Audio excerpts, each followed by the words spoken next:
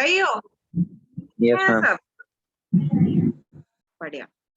Okay, एक और ma'am वो बात। क्वेश्चन मैम, जी बोलो बोलो। मैम मेरा क्वेश्चन जो हम सेंड किए थे।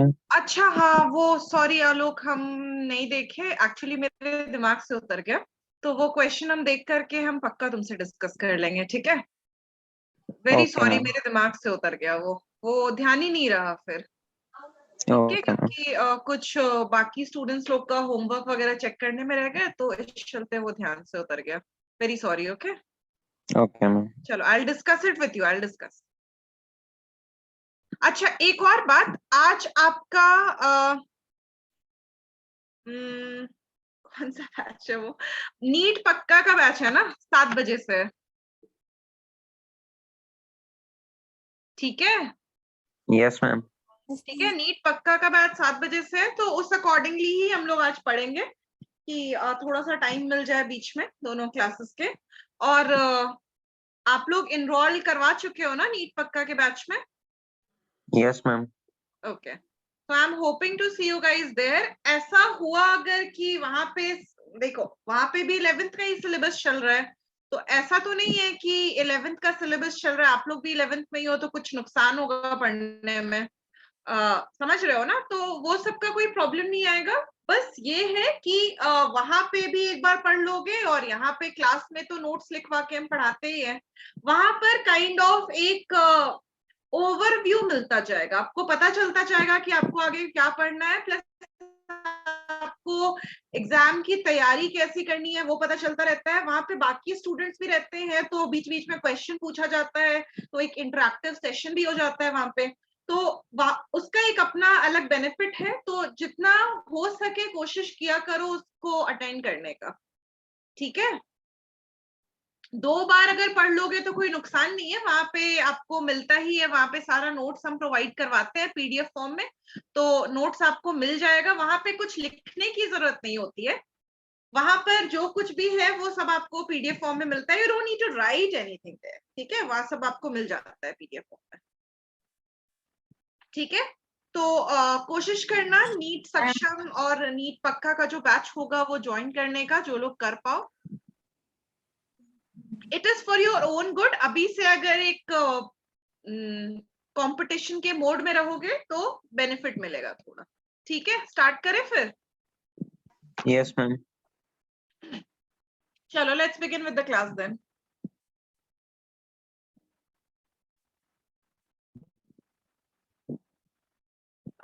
पिछले क्लास में हमारा थोड़ा सा, पिछला क्लास तो एक्चुअली हुआ नहीं था हमारा, आप लोगों का कोई वेबिनार था, तो उसके पिछले क्लास में हमारा थोड़ा सा सेगमेंट बचा था फर्स्ट चैप्टर का, तो वो कंप्लीट करके we'll quickly move on to the second chapter. ठीक है, सेकंड चैप्टर स्टार्ट करेंगे हम। चलो स्टार्ट करते हैं फिर। यस ओके, तो क्या क्या बच गया था हमारा? हर्बेरियम हो चुका था, म्यूजियम हो चुका था, जूलॉजिकल पार्क हो चुका था, बोटानिकल गार्डन हो चुका था। लिविंग प्लांट्स कहाँ पे रखते हैं इन चारों में से? Ma'am botanical garden. Botanical garden में। अच्छा, अब प्लांट पार्ट्स के स्टोरेज का स्टोरेज कहाँ पे होता है? हर्बेरियम। हर्बेरियम में। गुड। लिविंग एनिमल्स कहाँ पे रखते हैं? Zoological garden. और डेड एनिमल्स कहाँ पे रखते हैं? Museum. Very good, very good. ठीक है, वेरी गुड। चलो आगे बढ़ते हैं। तो कुछ सेगमेंट्स हमारा बच गया था जो कि आज हम लोग कवर करते हैं। पहले जूलॉजिकल पार्क के बाद जो इम्पोर्टेंट जो आता है एग्जाम में, जो पूछा जाता है, जो इस सेगमेंट का एक इम्पोर्टेंट कंपोनेंट है इस चैप्टर का, वो है कीज। ठीक है, तो कीज में लिखो it is a taxonomical aid. Keys में लिखो इट इज, एक second,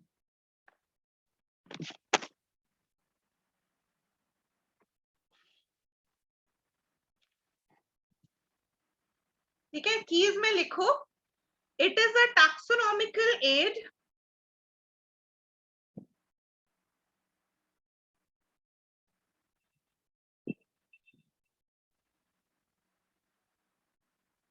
it is a taxonomical aid. Key is a taxonomical aid. Taxonomical aid मतलब जो कि plants और animals को recognize करने के काम में आता है. So key is a taxonomical aid used for identification of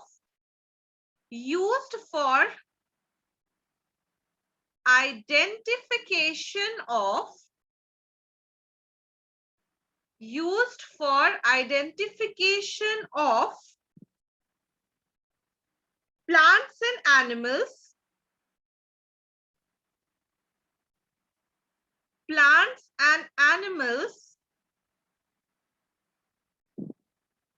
based on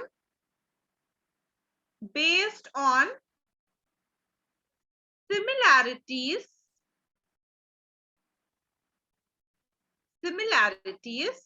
and dissimilarities. Based on similarities and dissimilarities. Ma'am first chapter का डीपीपी क्वेश्चंस नहीं है ना? फर्स्ट चैप्टर का डीपीपी क्वेश्चंस डीपीपी नहीं मिला अभी तक. हम भेजे थे ग्रुप पे. अच्छा, हम फिर से भेज देंगे ग्रुप पे. ठीक है. हाँ, कुछ स्टूडेंट्स नए हैं ना, उनके पास नहीं होगा. तो हम दोबारा से भेज देंगे फर्स्ट चैप्टर का डीपीपी. ठीक है. ओके सारिका.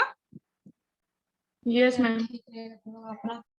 आज ही भेज देंगे. और देखो, मेरे साथ कभी कभार ऐसा होता है ना कि 2-3 बैचेस हैं, 3 बैचेस हैं एक्चुअली, उसके अलावा लाइव क्लासेस भी रहता है.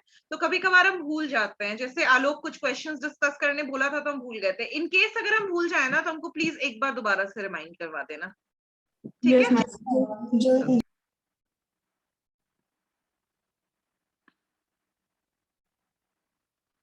नहीं, ये नहीं. Sorry, this is not for you.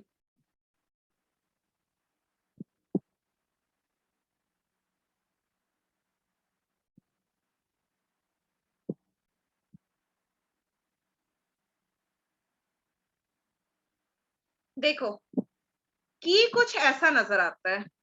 ठीक है. की कुछ ऐसा नजर आता है. की में क्या होता है पहले वो समझो. की में अभी और थोड़ा लिखना है, पर क्या होता है वो समझो. की में 2-2 सेंटेंसेस लिखा रहता है. ठीक है. 2-2 सेंटेंसेस लिखा रहता है और हर 2 सेंटेंस को हम लोग बोलते हैं कपलेट. ठीक है. मतलब किसी भी एक कैरेक्टरिस्टिक पे 2 क्वेश्चन लिखा रहेगा. जैसे यहाँ पे एक की हम अपलोड किए हैं. देखो, क्वेश्चन नंबर 1 में 2 पार्ट है. ठीक है. Part A and part B. Part A में लिखा गया है कि organism has a backbone. Part B में लिखा हुआ है organism does not have a backbone.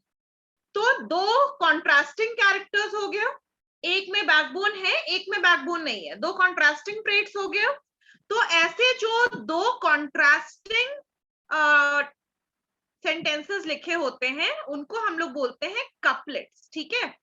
और कपलेट में हर एक सेंटेंस को हम बोलते हैं लीड बोलते हैं. ठीक है. हर एक सेंटेंस को हम बोलते हैं लीड. ओके. जैसे मान लो कि कोई एक ऑर्गेनिज्म मिला. लेट्स से कि कौन सा ऑर्गेनिज्म, लेट्स से ये एक ऑर्गेनिज्म मिला. ठीक है. पर हमें नहीं पता कि ये कौन सा ऑर्गेनिज्म है. हमें नहीं पता कि ये कौन सा ऑर्गेनिज्म है. हमें पता करना है कि ये कौन सा ऑर्गेनिज्म है. तो क्या करेंगे, पहले हम लोग की को उठाएंगे. की क्या होता है, तो ऐसा एक पेज जैसा रहता है जिसमें कि कॉन्ट्रास्टिंग सेंटेंसेस लिखा होता है और उस कॉन्ट्रास्टिंग सेंटेंसेस की हेल्प से आपको पहचानना है कि कोई पर्टिकुलर ऑर्गेनिज्म जो है वो किस फाइलम को, किस क्लास को, किस ऑर्डर को रिप्रेजेंट करता है. ठीक है. तो लेट्स से हम लोग मिला. ओके. तो पहले 2 सेंटेंसेस है कि organism has a backbone, organism does not have a backbone. तो क्या लेना चाहते हो. मान लो कि ऑर्गेनिज्म है यहाँ पे साइड में. अब इस ऑर्गेनिज्म को कट करेंगे हम लोग. ठीक है. इसको कट करके देखा जाता है कि ऑर्गेनिज्म के पास बैकबोन है या नहीं है. मान लो कि ऑर्गेनिज्म के पास बैकबोन नहीं है. ठीक है. मान लो कि कट किए तो बैकबोन नहीं मिला. तो अगर ऑर्गेनिज्म के पास बैकबोन नहीं है तो किस पे जाना है, गो टू क्या लिखा हुआ है? गो टू 2, गो टू 5, क्या लिखा हुआ है? Ma'am go to 5. Go to 5। अगर ऑर्गेनिज्म के पास बैकबोन नहीं है तो गो टू 5 लिखा हुआ है, तो सीधा हम लोग स्टेटमेंट नंबर 5 पे जाएंगे। ठीक है, सीधा हम लोग स्टेटमेंट नंबर 5 पे जाएंगे। स्टेटमेंट नंबर 5 में अब दो क्वेश्चन है कि organism has antenna, organism does not have antenna. Organism के पास एंटीना है या नहीं? सामने जो सिंग जैसा निकला रहता है उसको एंटीना बोलते हैं। एंटीना दिख रहा है या नहीं दिख रहा है? Antenna Yes, ma'am. दिख रहा है? Yes, पैर है, ma'am. ये तो पैर है, 6 पैर है। No ma'am. एंटीना नहीं है ना? तो organism has antenna? No, organism does not have antenna. Yes, organism does not have antenna, so this is a spider. ठीक है, मान लो ऐसा एक दूसरा ऑर्गेनिज्म मिला, एक दूसरा ऑर्गेनिज्म हम लोगों को मिला।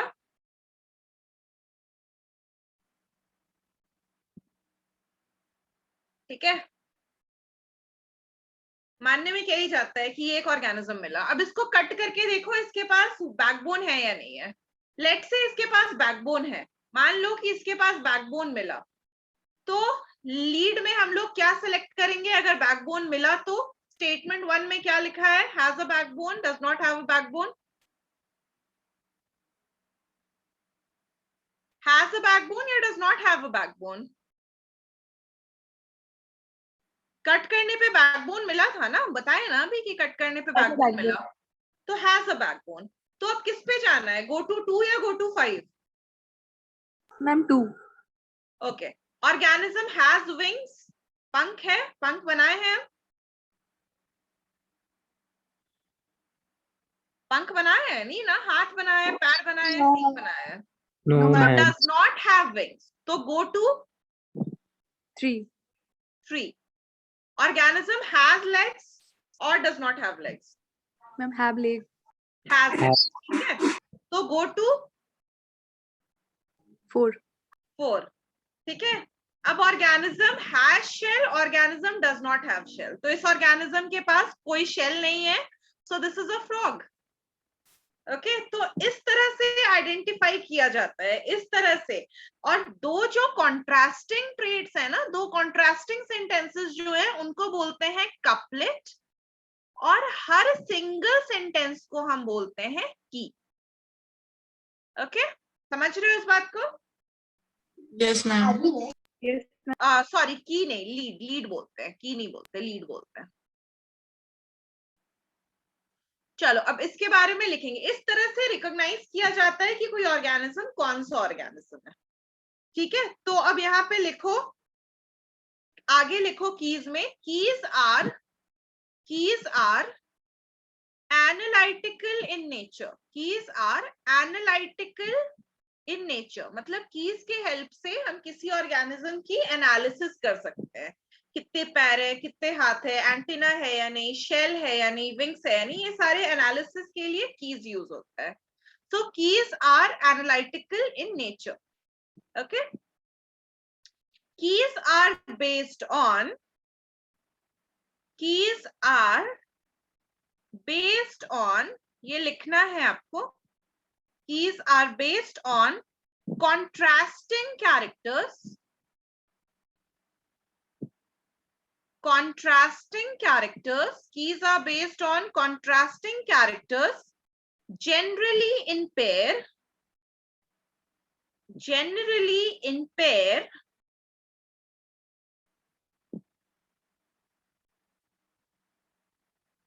known as couplet। Contrasting characters जो पेयर में लिखा होता है उसको बोलते हैं कपलेट। ठीक है, that is known as couplet. Each statement in the key is known as a lead. Each statement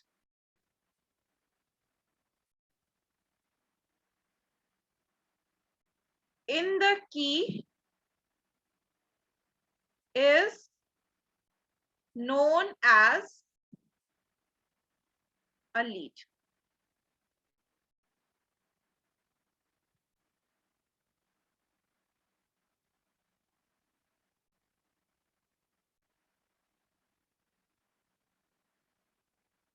ठीक है, तो this is all you need to know about keys right now. Keys समझ में आ रहा है ना कि कीज क्या होता है?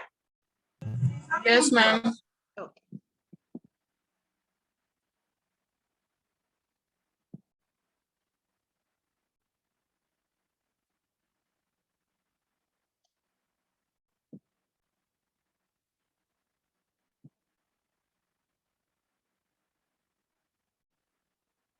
चलो आगे लिखो, अदर मीन्स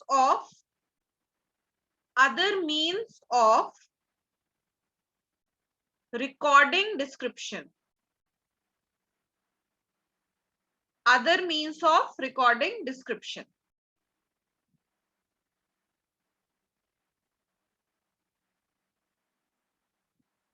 इसमें पहला लिखो फ्लोरा। फ्लोरा नाम से क्या पता चल रहा है, किसके बारे में बात हो रहा है? Plants. प्लांट्स के बारे में Plant. बात हो रहा है। ठीक है, फ्लोरा फौना, फौना मतलब होता है एनिमल्स और फ्लोरा मतलब होता है प्लांट्स। तो फ्लोरा के अंदर लिखो, it contains the actual amount of, it contains the actual amount of habitat and it contains the actual amount of habitat and distribution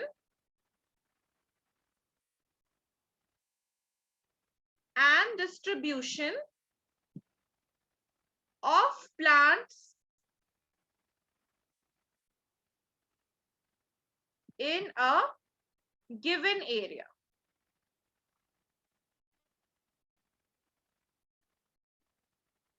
पहले लिख लेते हैं फिर समझाते हैं। सेकंड में लिखो manuals.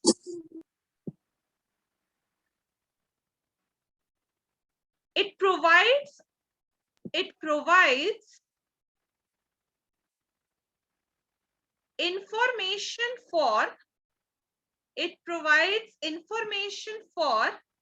identification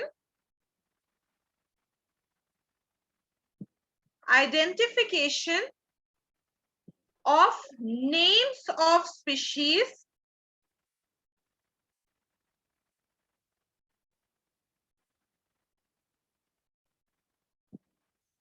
found in an area। और तीसरा लिखो monograph.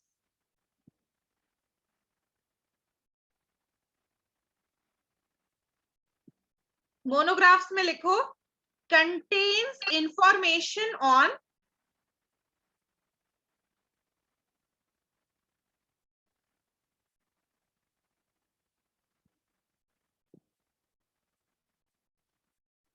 any one taxon।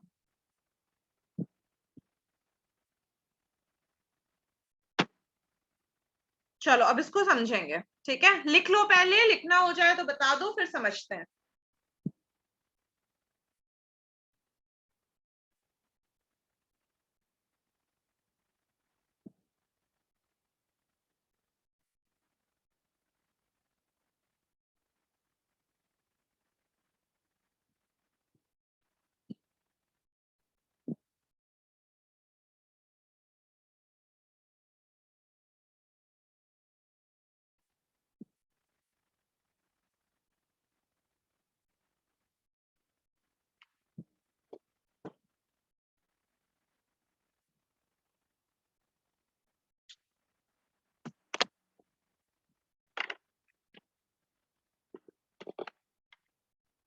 Done.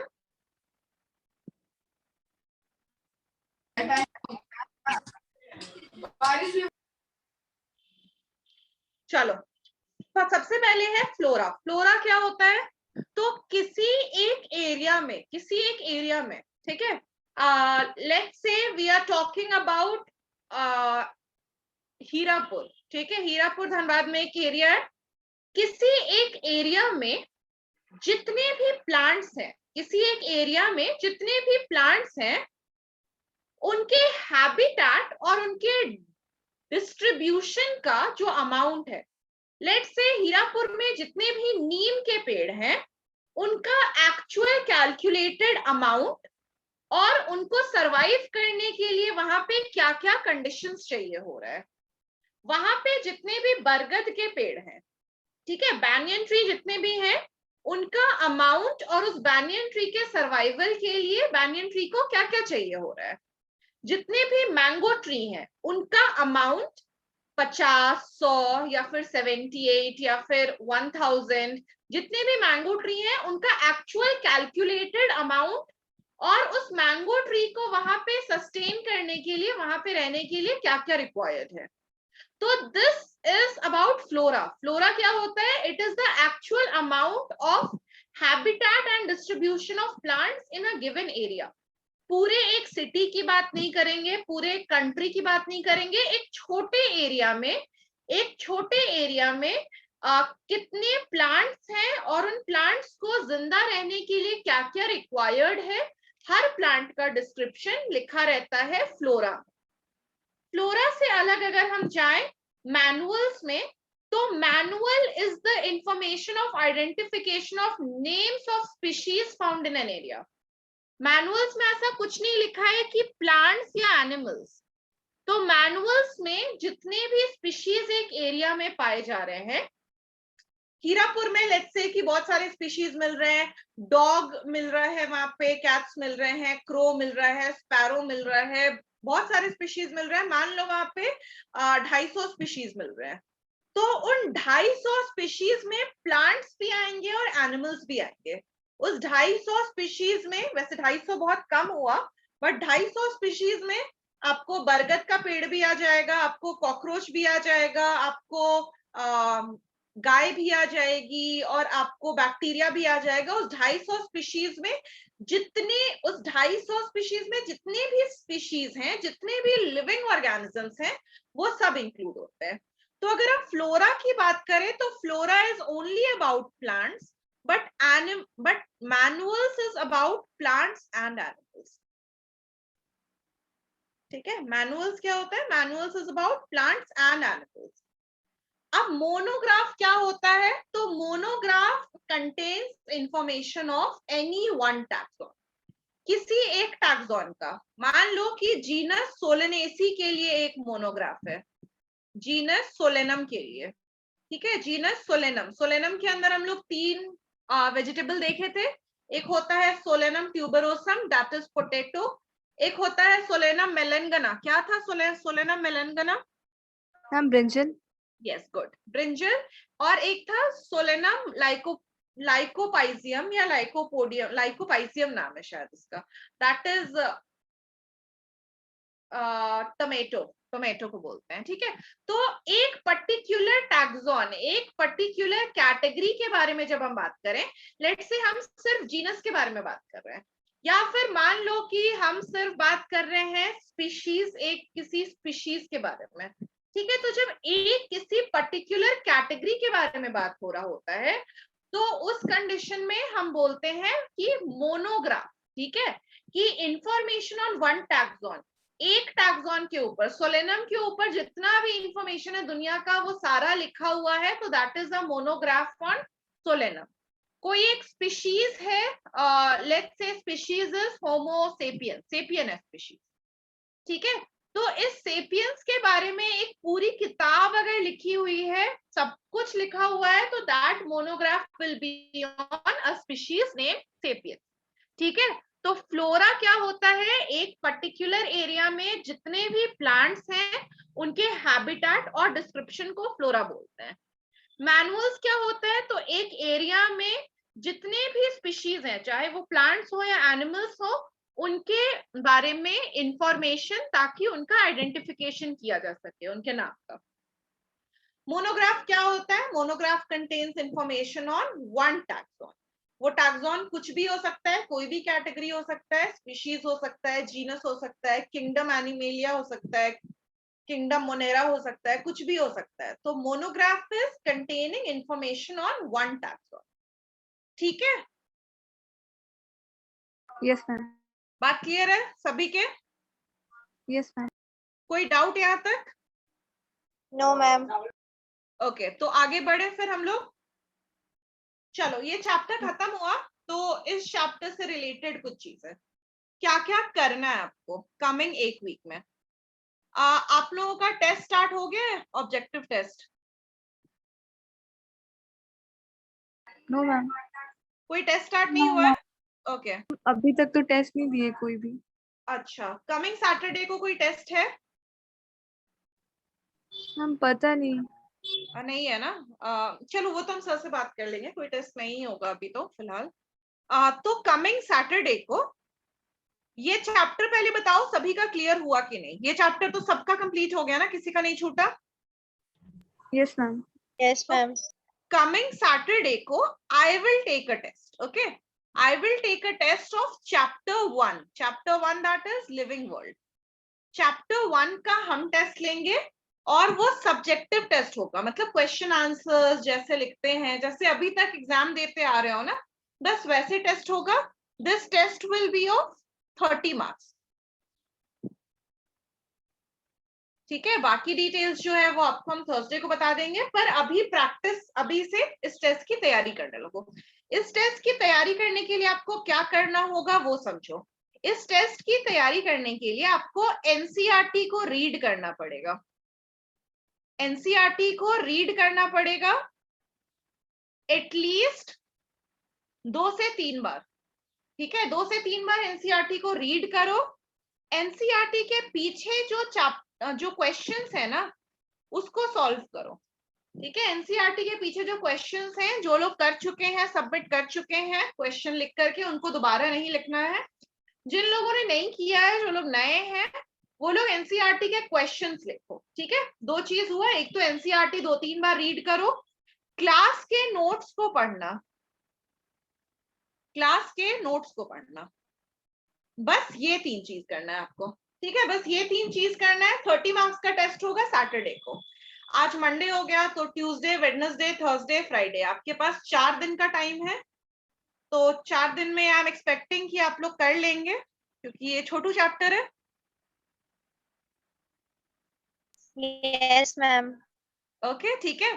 तो सिंस की मतलब काफी टाइम से कोई सब्जेक्टिव एग्जाम नहीं दिए होंगे, तो इसीलिए जस्ट एक ब्रशअप के लिए छोटा छोटा टेस्ट हम लोग स्टार्ट करते हैं, जिससे कि एक लिखने की हैबिट बनी रहे. ठीक है, क्योंकि अभी तो बोर्ड्स नहीं हुआ, पर आगे तो बोर्ड्स होगा, तो उसके लिए हम लोगों को अभी से प्रिपेयर करना पड़ता है. तो इसीलिए छोटे छोटे टेस्ट, ज्यादा बड़ा टेस्ट नहीं है, 30 मार्क्स का टेस्ट रहेगा, बहुत डिफिकल्ट क्वेश्चंस नहीं रहेगा. ठीक है, बेसिक क्वेश्चंस रहेगा. Just prepare for the test. और जितने भी टेस्ट हो ना, चाहे अभी मेरा हो या फिर फ्यूचर में फिजिक्स या केमिस्ट्री किसी का भी टेस्ट हो, तो टेस्ट अटेम्प्ट करना. ठीक है, टेस्ट अटेम्प्ट करना, भले ही कम मार्क्स आ रहा हो, भले ही लेट्स से 30 मार्क्स में आपको 7 नंबर आया, पर फिर भी अटेम्प्ट करोगे ना, तो इट इज गुड, आपके खुद के लिए अच्छा है. ओके, तो डन. ये 3 काम आपको करके रखना है सैटरडे तक. और कहीं भी डाउट हो, कहीं भी डाउट हो, तो वो आप मैसेज में या फिर कभी भी आप पूछ सकते हो. ठीक है, यू हैव माय नंबर, और फिर क्लासेस होती हैं, क्लासेस में आप डाउट पूछ सकते हो. ठीक है, okay. So we will start with the living world then. Start करें chapter 2?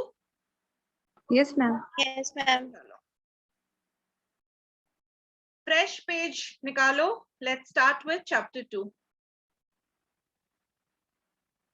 Chapter 2 is biological classification.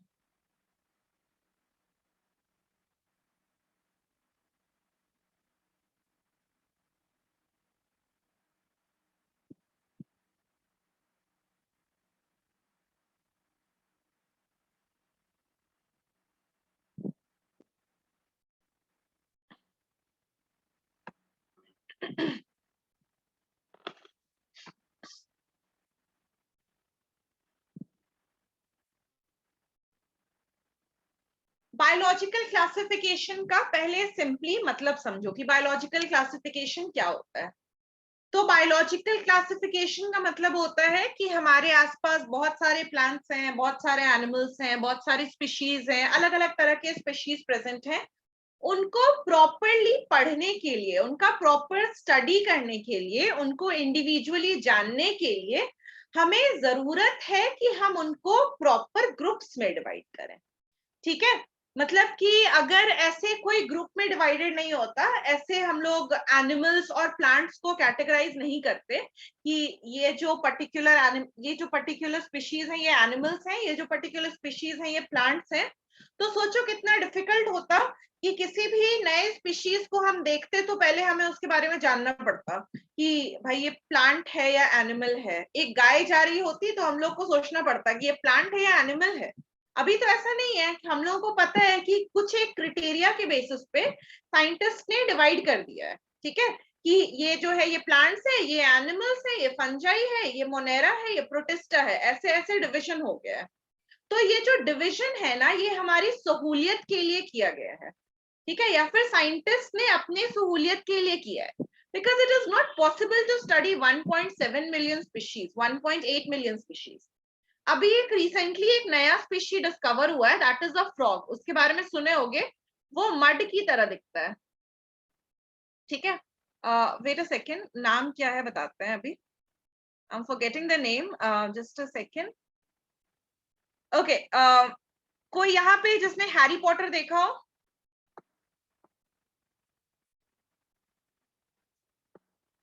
कोई बच्चे हैरी पॉटर नहीं देखा?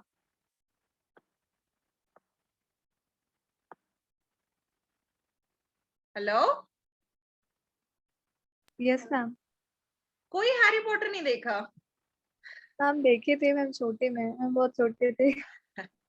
ओके, तो तुम लोग ऐसा फील कराते हो जैसे I belong to some other generation, मतलब अभी ऐसा ही फील होता है तुम लोगों को पढ़ा पढ़ा के। तो I show you an image. ठीक है, एक इमेज दिखाते हैं।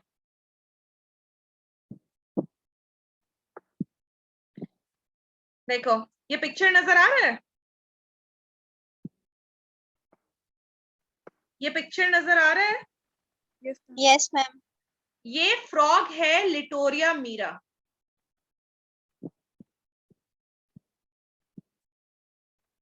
Scientific name is Litoria mira, तो इसलिए हम उस तरह से लिख रहे हैं। ये अभी नई नई फ्रॉग डिस्कवर हुई है। ठीक है, and look, it's looking like a chocolate frog. ठीक है, और इनफैक्ट हैरी पॉटर में एक चॉकलेट फ्रॉग दिखाया गया था, जो कि एडिबल था, जो लोग खाते थे चॉकलेट फ्रॉग। तो that wasn't actually a frog, पर वो मैजिकल मूवी है तो उसमें ऐसा दिखाया गया था कि इट्स मैजिक, मतलब ये जो फ्रॉग है इट्स मैजिकल। तो the shape was of a frog but it was actually chocolate. तो this frog has actually been discovered now. ये मिला है आपको न्यू गिनी आइलैंड के पास में, जो कि न्यूजीलैंड के पास है। ठीक है, तो ये फ्रॉग एक्चुअली अभी मिला है, अभी एक्चुअली डिस्कवर हुआ है ये फ्रॉग। तो सोचो, मतलब हर दिन या फिर हर हफ्ते न्यू स्पीशीज डिस्कवर होते जा रहे हैं। तो अब एक नया स्पीशी अगर डिस्कवर हुआ, इसके बारे में अगर पूरा डिटेल्स पढ़ने जाएंगे तो हमारा तो छोड़ो, साइंटिस्ट खुद भी परेशान हो जाएंगे। इट्स नॉट इजी हर एक स्पीशीज के बारे में जानना, हर एक स्पीशीज को याद रखना इतना आसान काम नहीं होता। ठीक है, इसी वजह से साइंटिस्ट जो है उन्होंने ग्रुपिंग की है, इसी वजह से साइंटिस्ट ने ग्रुपिंग की है। एनिमल्स को अलग अलग ग्रुप्स में, किंगडम्स में डिवाइड किया गया है।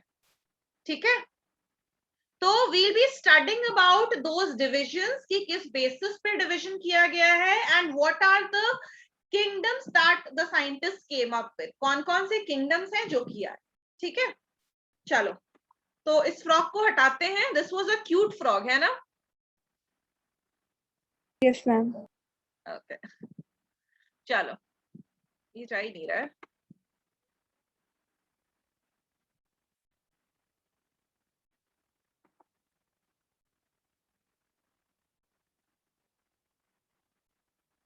चलो, so we'll start with biological classification. हम लोग पहले कुछ लिखेंगे यहाँ पे। तो बायोलॉजिकल क्लासिफिकेशन की स्टार्टिंग करते हैं। सबसे पहले साइंटिस्ट जिन्होंने क्लासिफिकेशन ट्राई किया, जिनको लगा कि क्लासिफिकेशन जरूरी है, क्लासिफिकेशन करना चाहिए, वरना हमारा ही काम फ्यूचर में बढ़ेगा, हमें ही हर इंडिविजुअल ऑर्गेनिज्म को याद रखना पड़ेगा। अब क्या है, अब एम्फीबिया के बारे में सोचते हैं तो दिमाग में फ्रॉग आ जाता है, तो जितने भी फ्रॉग्स आए वो सारे एम्फीबियंस हैं। तो एक एम्फीबिया पूरे क्लास को पढ़ लो तो आपको हर एक इंडिविजुअल फ्रॉग को नहीं पढ़ना पड़ेगा, ठीक है। मान लो कि हम बात करते हैं फंजाई के बारे में, फंजाई के कैरेक्टरिस्टिक्स के बारे में पढ़ लो, हर एक फंजाई को नहीं पढ़ना पड़ेगा। तो इसीलिए क्लासिफिकेशन किया जाता है ताकि एक पूरे क्लास को पढ़ ले तो समझ में आ जाए कि उस क्लास के अंदर क्या क्या है, ठीक है। तो सबसे पहले साइंटिस्ट जिनको ऐसा लगा कि क्लासिफिकेशन करना चाहिए, ही वाज एरिस्टोटल, ठीक है। तो फर्स्ट पॉइंट लिखो एरिस्टोटल, एरिस्टोटल, इनको प्लीज एरिस्टोटले मत बोलना, इनको बुरा लग जाता है। तो he is Aristotle, Aristotle classified, Aristotle classified organisms into, Aristotle classified organisms into plants and animals.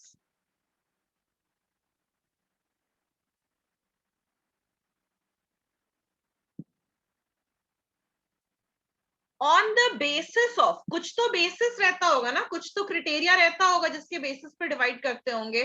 तो on the basis of presence और एब्सेंस ऑफ, प्रेजेंस और एब्सेंस ऑफ रेड ब्लड।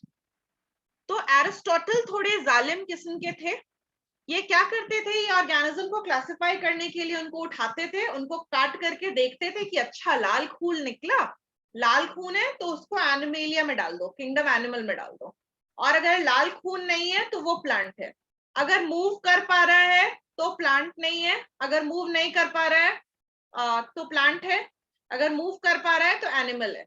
तो बेसिकली ये थोड़े जालिम से थे जो कि कट करके एनिमल को मार मार कर देखते थे कि किसके पास लाल खून है किसके पास नहीं है। जिसके पास रेड ब्लड मिलता था उनको वो वो एनिमल में चला जाता था, जिसके पास रेड ब्लड नहीं मिलता था वो प्लांट में चला जाता था। रेड ब्लड मतलब एनिमल, रेड ब्लड नहीं मतलब प्लांट, ठीक है। तो ये आगे लिखो, इसमें ही लिखो, he further divided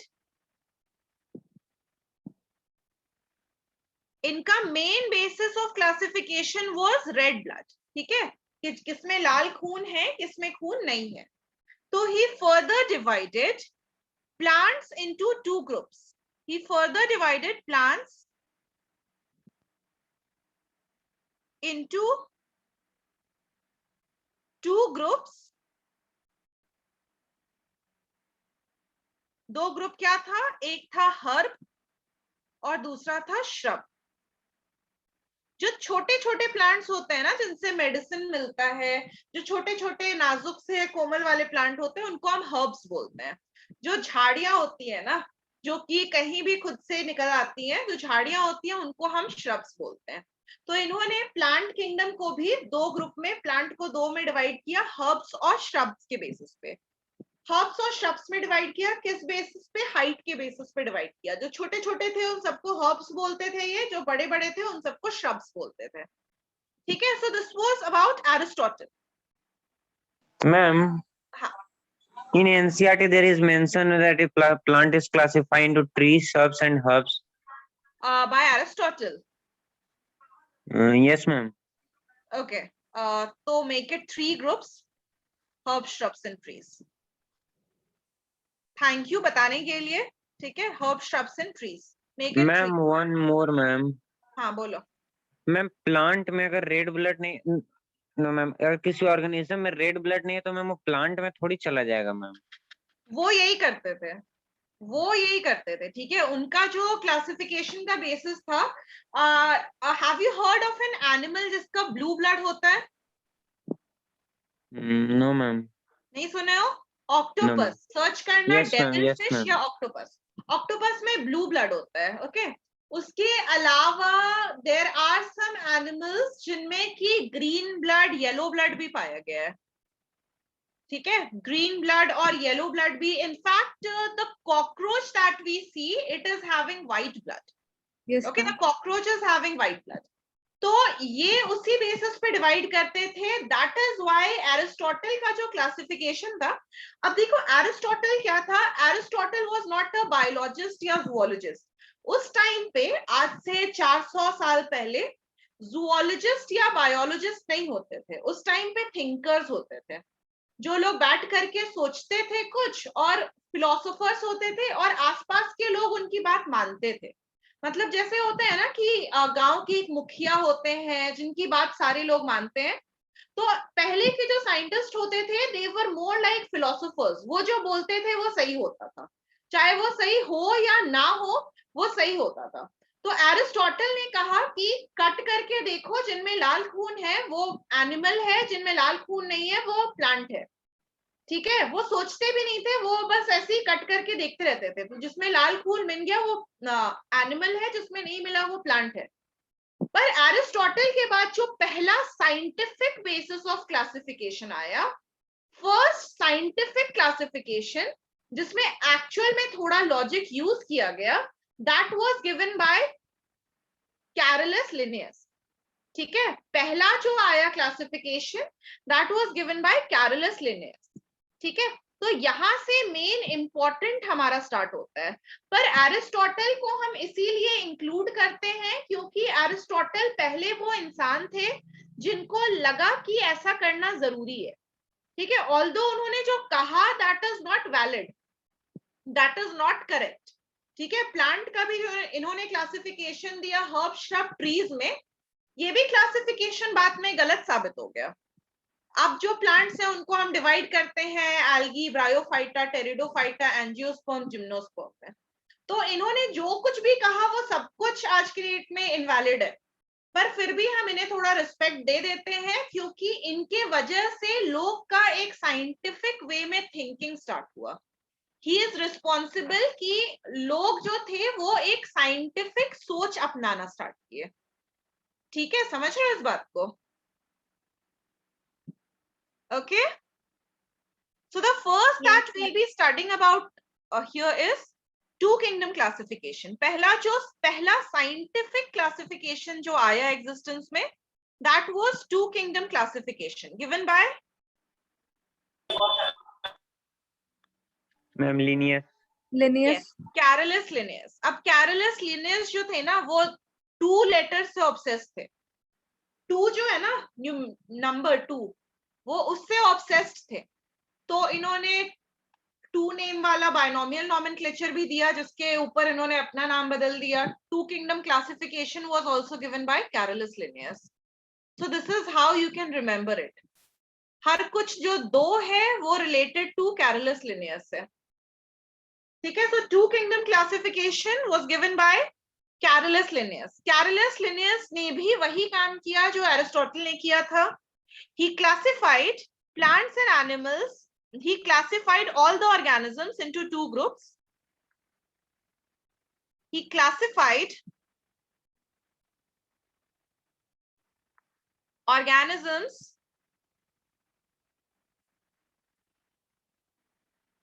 into 2 groups, that is plants and animals. इन्होंने वही किया जो एरिस्टोटल ने किया था, पर इनका जो सोचना था, जिस बेसिस पे इन्होंने किया, दैट वाज मोर साइंटिफिक. ठीक है, इन्होंने जिस बेसिस पे क्लासिफाई किया that was more scientific. So he divided the whole all the organisms, all the world into 2 kingdom. One was Plantae and the second one was Animalia. किस basis पे किया अब ये देखते हैं.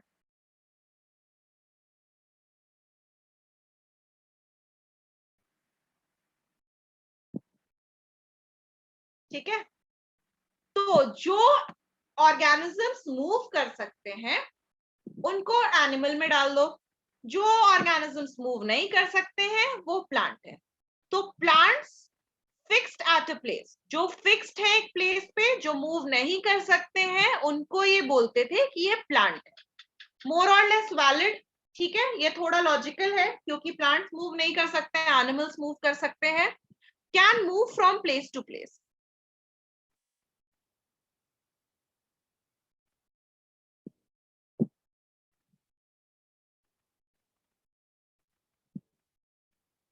ठीक है। सेकेंड बेसिस ऑफ क्लासिफिकेशन जो आया, that was plants can prepare their own food. ये देखते थे, लिनियस देखते थे कि प्लांट जो है वो किसी और को नहीं खाते। ऐसा नहीं है कि आप आम के पेड़ के नीचे बैठे हो और 1 घंटे बाद आप गायब हो जाओगे, ऐसा नहीं होता था। ठीक है। सो वो किसी और को नहीं खा रहे। ऐसे नहीं कि बगल से रास्ते से कोई इंसान जा रहा है और प्लांट अपना एक टहनी नीचे किया, उसको पकड़ करके अंदर, तो ऐसा नहीं होता था। So they can prepare their own food. Plants can prepare their own food.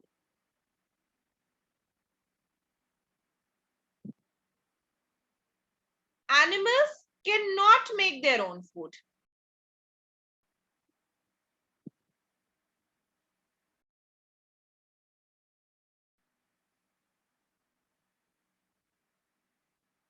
Cannot prepare their own food.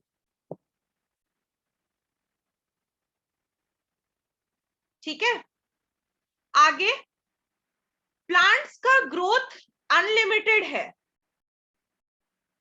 Plant जो है वो जब तक जिंदा है वो ग्रो करते रहते हैं, नए पत्ते आते रहते हैं, कुछ ना कुछ होता रहता है।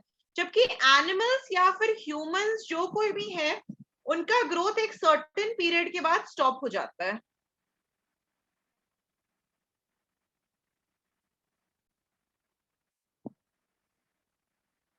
लिख रहे हो ना ये सब?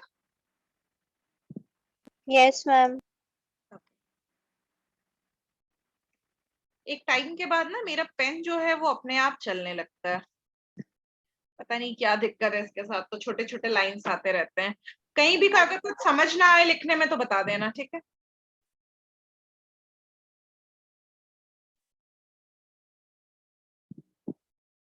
इन्होंने देखा कि cell wall is present in plants, जबकि एनिमल्स में सेल वॉल इज एब्सेंट।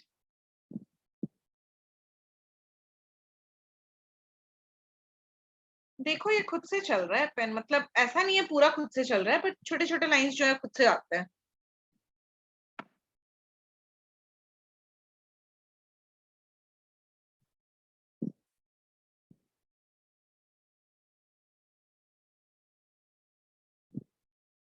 ठीक है।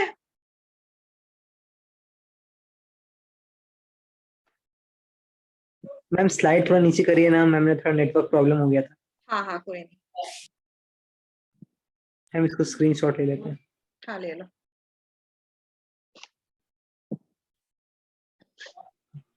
मैम हो गया। ठीक है, आगे बढ़े। Yes ma'am. Yes ma'am. चलो अब इसके ड्रॉबैक्स क्या थे। अच्छा, जिनका पहले से लिखा हुआ है ना, जो ये क्लास पहले कर चुके हैं, वो तो मत ही लिखना दोबारा से, ठीक है ना। आलोक मत लिखना। Yes ma'am.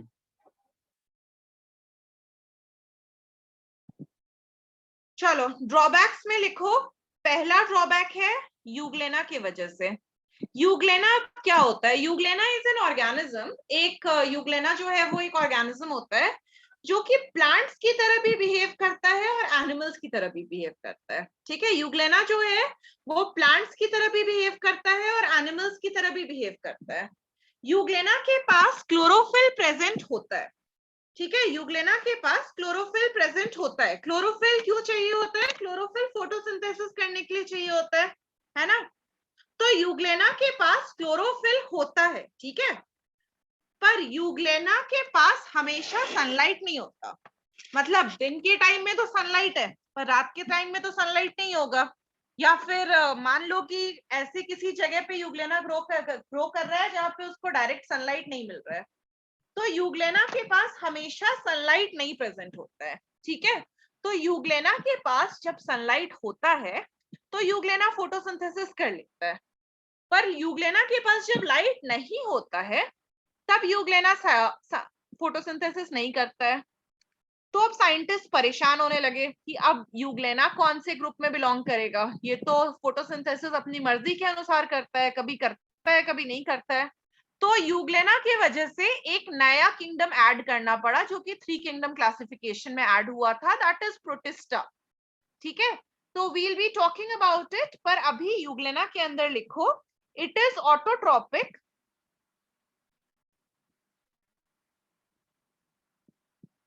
it is autotropic in sunlight,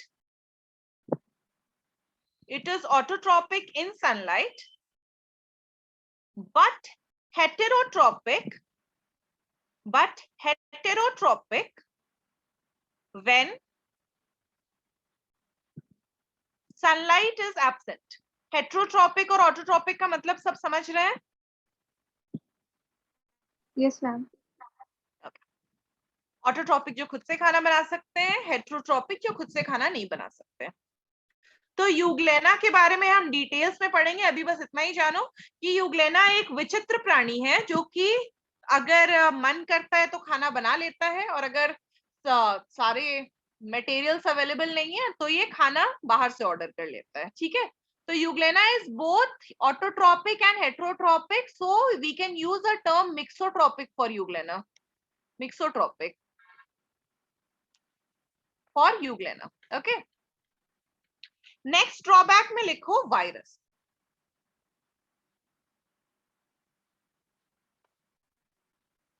they belong to neither plant kingdom nor animal kingdom। नहीं, इनमें लिखो हाँ अभी यही लिखो, they belonged to neither plant nor animal kingdom,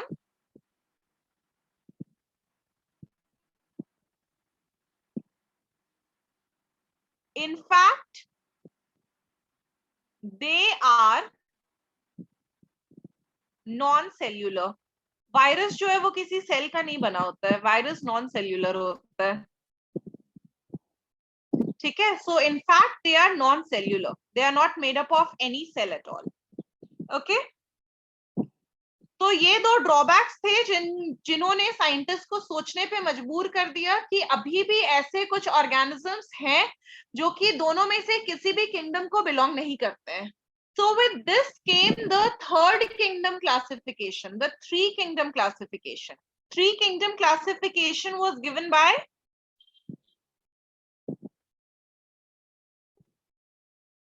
Ernest Haeckel. Yes, good. 3 kingdom classification was given by a scientist whose name was Ernst Haeckel. Ernst Haeckel ने कौन सा किंगडम इंट्रोड्यूस किया? थर्ड किंगडम कौन सा आया था? Ma'am, Protista. Yes, Protista. Ernst Haeckel introduced a new kingdom, that is Protista, Kingdom Protista. ठीक है, थर्ड किंगडम के बाद आता है फोर्थ किंगडम। थर्ड किंगडम के भी कुछ ना कुछ डिसएडवांटेजेस थे, जिसके बाद आया हमारा 4 kingdom classification. 4 kingdom classification was given by a scientist whose name was Copeland. Scientist का नाम है कोपलैंड। और जो 4th किंगडम आया था, what was the 4th kingdom? Monera. Monera. Then comes the 5 kingdom classification जो हम आज तक फॉलो कर रहे हैं।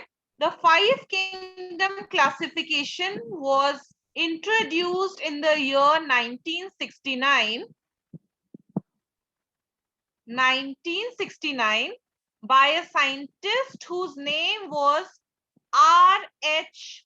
Whittaker. R.H. Whittaker.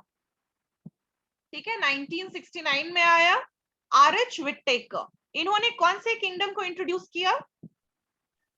Fungi. Fungi. Good good.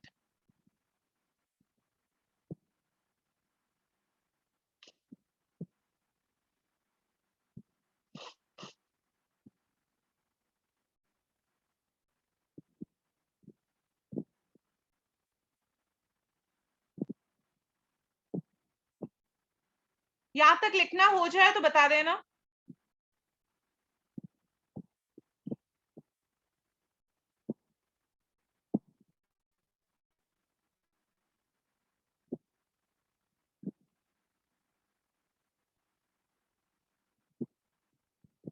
आगे हम एक 6 किंगडम क्लासिफिकेशन को भी देखेंगे, पर अभी के लिए वो नहीं इंपॉर्टेंट है, अभी नहीं देखना है उसको, तो अब आगे हम लोग देखेंगे।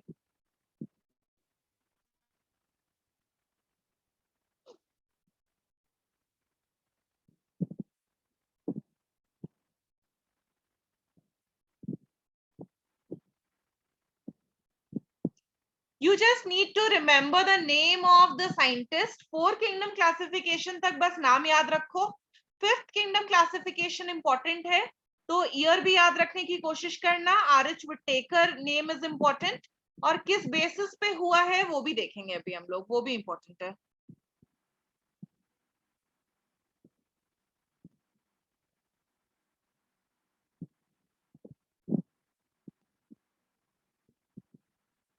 हो गया, स्टार्ट करें?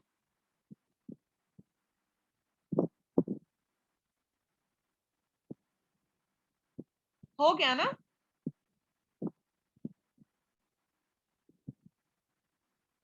अच्छा लिख लो।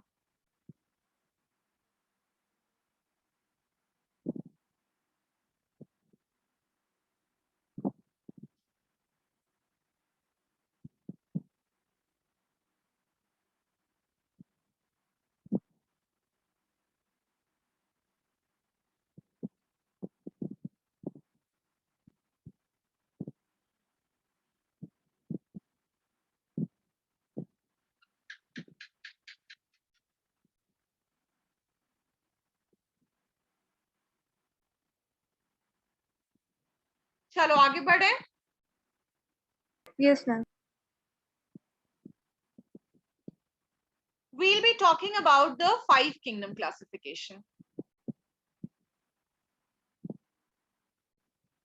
5 kingdom classification, 5 किंगडम है, तो याद रखना कि क्लासिफिकेशन का बेसिस भी 5 है। यहाँ पे basis for classification is also 5।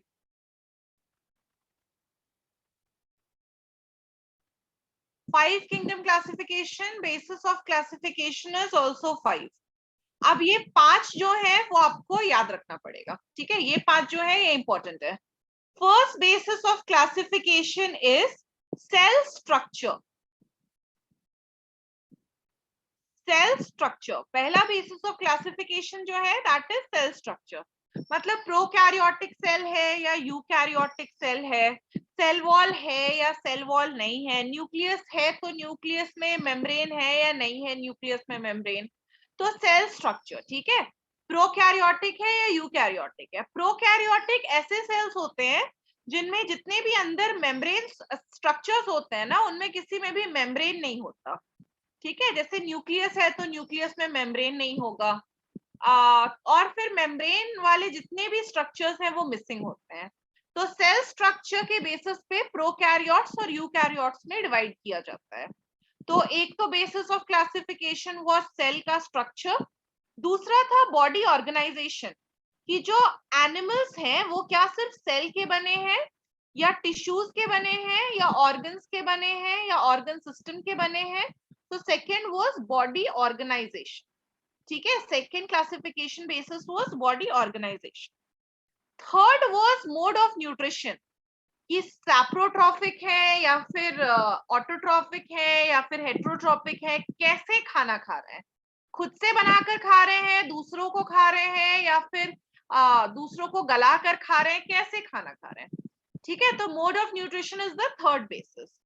Fourth basis है आपके पास mode of reproduction. Fourth basis is mode of reproduction, sexual reproduction हो रहा है या एसेक्सुअल रिप्रोडक्शन हो रहा है।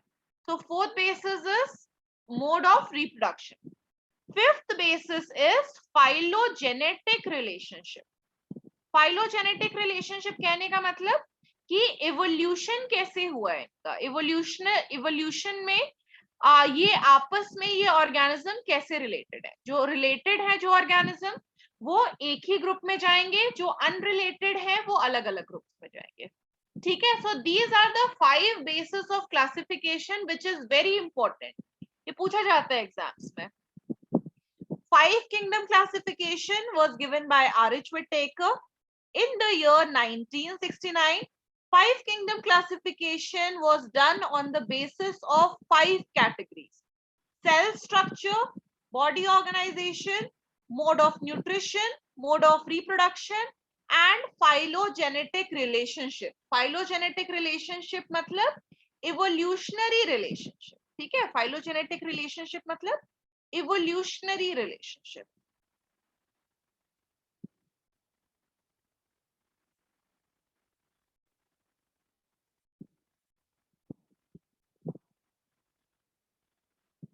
Okay,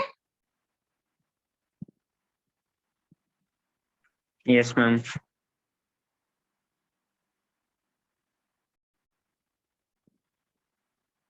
आगे बढ़े। Yes ma'am. अब देखो 5 किंगडम में हमें 5 किंगडम्स के बारे में पढ़ना है, कौन कौन से हैं वो किंगडम। सबसे पहले we'll be studying about kingdom Monera. सबसे पहले जिस किंगडम के बारे में हम पढ़ेंगे वो होगा किंगडम मोनेरा। सेकेंड किंगडम जिसके बारे में हम पढ़ेंगे that will be kingdom protista.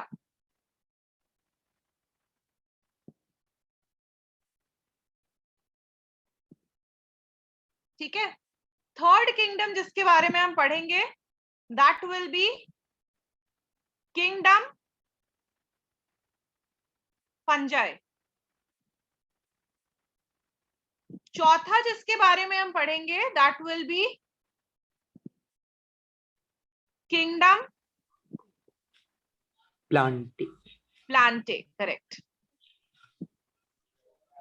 और fifth kingdom is animalia. Animalia, हमारा किंगडम। ठीक है, तो दिस इज किंगडम एनिमेलिया।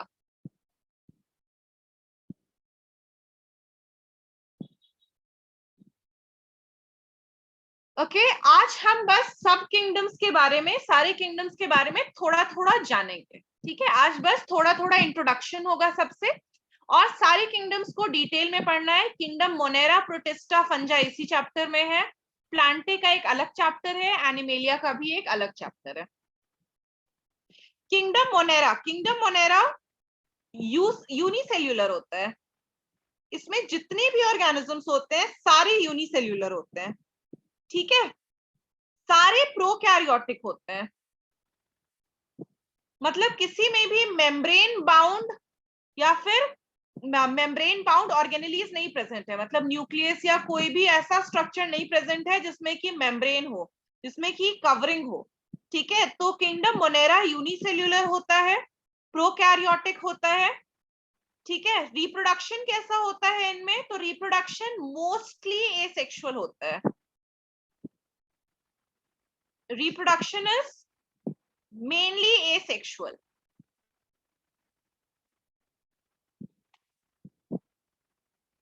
ठीक है, उसके अलावा क्या जानना है, ये ऑटोट्रॉपिक होते हैं, हाँ होते हैं, ये ऑटोट्रॉपिक भी होते हैं, अपना खाना खुद से भी बना सकते हैं।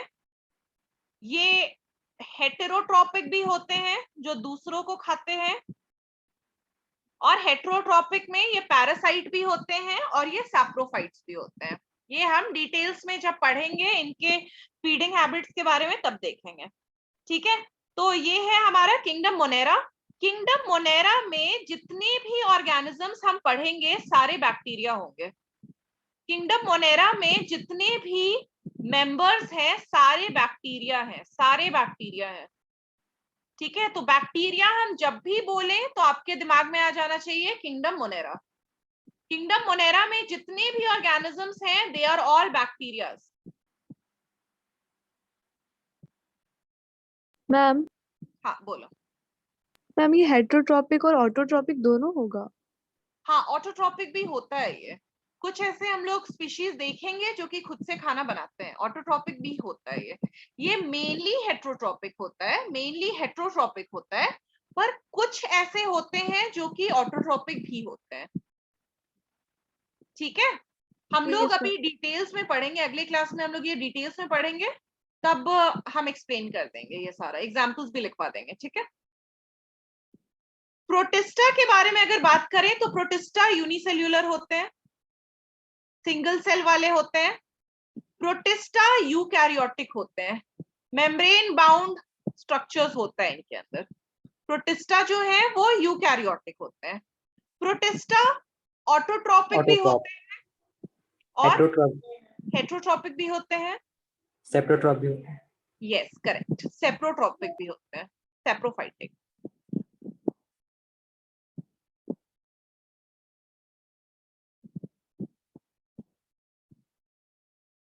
रिप्रोडक्शन, एक्चुअली यहाँ पे हमको रिप्रोडक्शन लिखना चाहिए था, तो करेक्ट कर लेना, रिप्रोडक्शन ऊपर और फीडिंग हैबिट नीचे लिख लेना। मैम एसेक्सुअल, क्या कह रहे हो? Ma'am asexual. हाँ, एसेक्सुअल रिप्रोडक्शन होता है इनमें, एसेक्सुअल रिप्रोडक्शन होता है। ठीक है, फंजाई के बारे में अगर बात करें तो फंजाई कैसे होते हैं, मल्टी सेल्यूलर या यूनिसेल्यूलर होते हैं? Ma'am multi cellular. एक एक्सेप्शन होता है जो कि जिसको हम लोग मल्टी सेल्यूलर होते हैं, ये एक एक्सेप्शन होता है जिसका नाम है ईस्ट। ईस्ट। हाँ, ईस्ट जो ब्रेड वेड बनाने के काम आता है, तो एक एक्सेप्शन है जिसको बोलते हैं ईस्ट। यूकैरियोटिक होते हैं ये। ठीक है, ऑटोट्रॉपिक होते हैं या नहीं होते हैं? नहीं होते। No ma'am. ये खुद से खाना नहीं बना सकते, ये या तो हेट्रोट्रॉपिक होंगे या फिर सैप्रोफिटिक होंगे। सैप्रोट्रॉपिक लिखो या सैप्रोफिटिक लिखो, एक ही बात है। इनमें रिप्रोडक्शन कैसा होगा? इनमें रिप्रोडक्शन, मैम बोथ एसेक्सुअल और sexual. Yes correct, good good. Asexual भी होता है और सेक्सुअल भी होता है।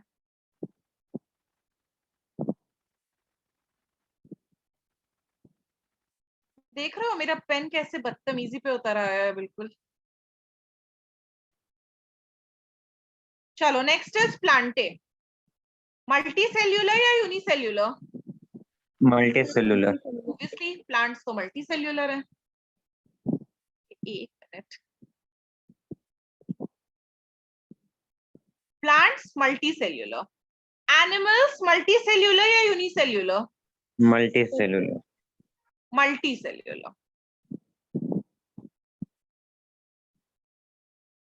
यूकैरियोटिक या प्रोकैरियोटिक? यूकैरियोटिक। दोनों ही यूकैरियोटिक होते हैं, ये भी यूकैरियोटिक, ये भी यूकैरियोटिक। ठीक है, ओके। अब अगर हम बात करें फीडिंग हैबिट की, तो प्लांट्स कैसे होते हैं? ऑटोट्रॉपिक। Ma'am autotrophic. कोई एक्सेप्शन? यस मैम, कौन? insectivorous plant like Yes, feature plant. yes. Some are parasitic. नहीं, some can be insectivorous.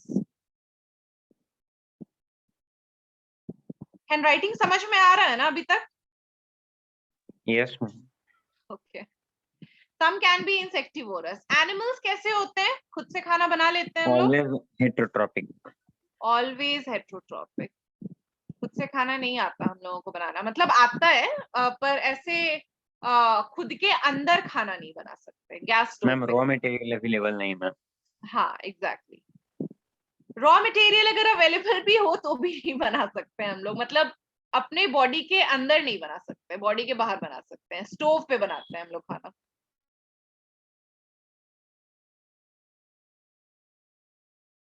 Sexual?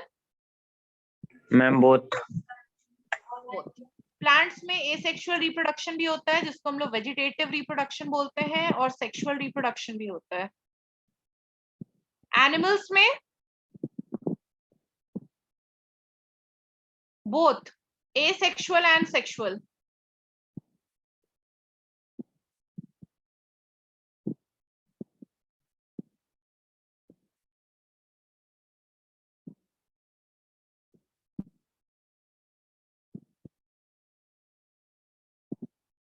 ठीक है, तो ये है आपके 5 किंगडम्स जिनके बारे में आपको डिटेल में पढ़ना है। ये तो अभी कुछ भी नहीं है, ये तो अभी बस इंट्रोडक्शन है। इनके बारे में आपको डिटेल्स में पढ़ना है।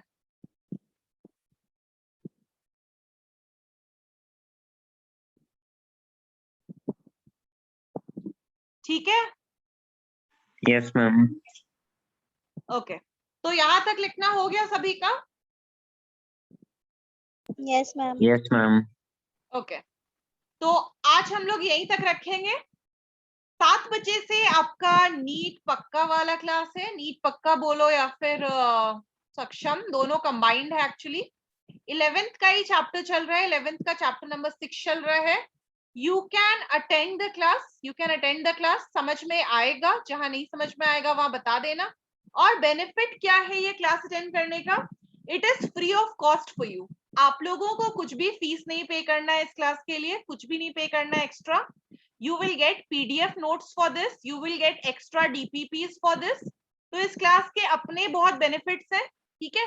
तो अगर टाइम मिले तो यू कैन अटेंड, या फिर बाद में भी देख सकते हो, पर अगर लाइव देखोगे तो ज्यादा मजा आएगा, ठीक है।